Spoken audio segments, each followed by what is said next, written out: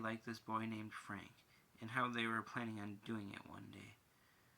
She read about Mary's insecurities with some of the other girls at her school, and about Mary's cousin Jake, who everyone thought killed his girlfriend.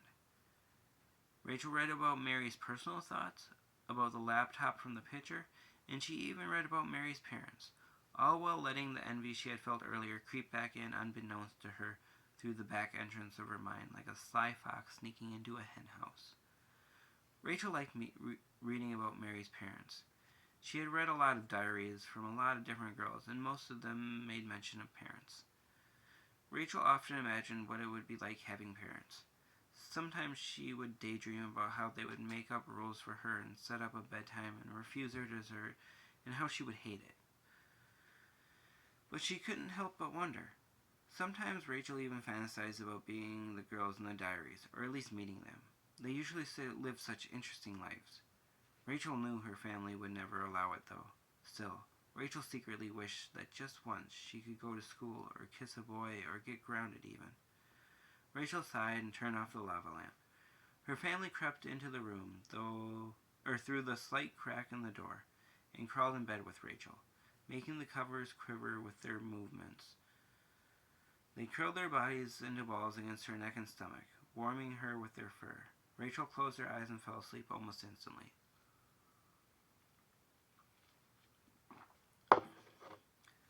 That night, Rachel dreamt about Mary. She dreamt she was Mary's little sister, like some of the girls she had in the diaries she had read, or like some of the girls had in the diaries she had read. In her dream, Mary played dolls with her, and they put on makeup together, and then they jumped rope and they even played tag. Rachel had always secretly wanted to play tag, but she never had anyone else to play tag with, and she knew her family would never allow it. After tag, they went inside and brushed each other's hair, and then it was dinner time. Rachel sat down at the table with Mary and the mom and the dad from the picture, but they were Rachel's mom and dad too, came to the table, and Rachel was happy. They held hands, said grace, and for the first time ever, Rachel enjoyed a meal she didn't have to eat alone.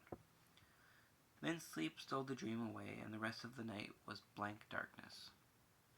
The next morning, Rachel woke up in Mary's warm and comfortable bed, a little upset from the dream last night, but not quite remembering it. She went back to the dresser and dressed in the nicest clothes she could find. Then Rachel went downstairs and made herself a bowl of Count Chocula.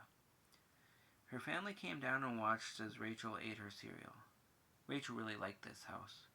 She wished she could stay here forever, but she knew that she would probably have to leave sometime during the night. Still, Rachel planned on enjoying this place as much as she could for as long as she could. When Rachel finished her cereal, she set the bowl in the sink and went upstairs again. This time she went into Mary's closet and soon found a rainbow-striped two-piece bikini. Rachel quickly dressed into the bikini and then rushed outside. She sat down on the edge of the pool she had seen the night before and dipped her pale legs into the water. It was a little chilly at first, but it felt good in comparison to the warm sun of the day. Rachel then took a deep breath of air into her lungs and jumped into the pool. The pool water was cold and crisp against her skin as she could feel the chlorine in her nostrils. It felt good. Rachel swam back and forth across the pool numerous times, splashing around and enjoying herself. No one bothered her. After quite a while, she grew bored with doing laps, and she began to wish she had a friend to play with. While she had been swimming, her family had perched along the edge of the pool like a peanut gallery. Rachel stopped in the middle of the pool and made a loud double-kissing sound. All of her family then dove into the water. They swam up to Rachel and crawled onto her. She spun around in circles with them clinging onto her shoulders and her outstretched arms. Rachel decided to race her family from one side of the pool to the other. They raced again and again, with Rachel usually winning since she had less ground to cover. But not always. The loneliness passed as Rachel and her family played outside until the day started to grow late and the wind started to become a little chilly. When it got too cold for her to tolerate any longer, Rachel climbed out of the pool and went back inside. Her family followed. Rachel took another shower to get the chlorine out of her hair before changing into another fresh set of clothes from Mary's dresser. This time Rachel picked clothes that she knew would keep her warm. Her family seemed to be getting anxious. She knew they would move her tonight. After Rachel finished getting dressed, she casually looked back over her shoulder to make sure none of her family was in the room with her. They weren't. She quickly reached up onto the bureau and grabbed the picture of Mary and her parents and stuffed it into her pocket. Rachel then went downstairs, made another sandwich, and watched more television. She watched Dexter on demand while her family slept in bundles next to her. She fell asleep after Dexter to the comforting sound of her family softly breathing next to her. Rachel was awoken by a soft chittering in her ear from little Pierre, who stood on her neck. Rachel looked at the clock on the entertainment center. It was 10 minutes to 5 in the morning.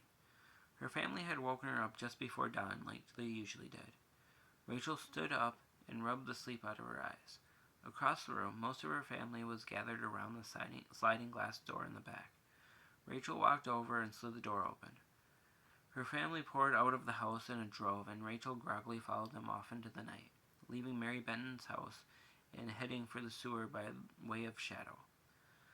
It wasn't long before they came to a drainage ditch next to a large stream. Her family started to crawl into the dark pipe. Rachel followed. Rachel crept behind her family through the tunnels, her shoes and socks quickly becoming soaked with stagnant water. Rachel always hated when they had to stay in the sewers, especially after being in such a nice house. But she knew it wouldn't be for very long. It never was. Her family would have another house for her by nightfall.